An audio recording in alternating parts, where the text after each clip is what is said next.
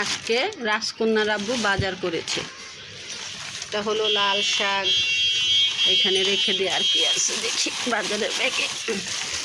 এটা হলো ইলিশ মাছ, এগুলো হলো জাটকা ইলিশ।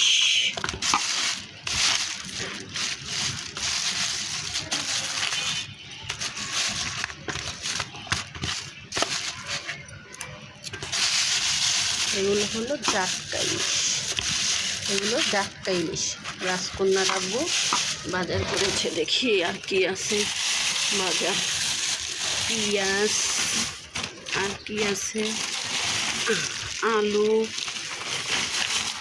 কেমন হয়েছে আজকে আমার বাজার দেখেন তো।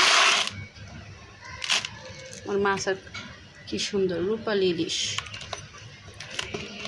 ছোট মাছ কিন্তু খুব সুন্দর গ্রান বের হয়েছে, খেতেও মনে অনেক স্বাদ হবে।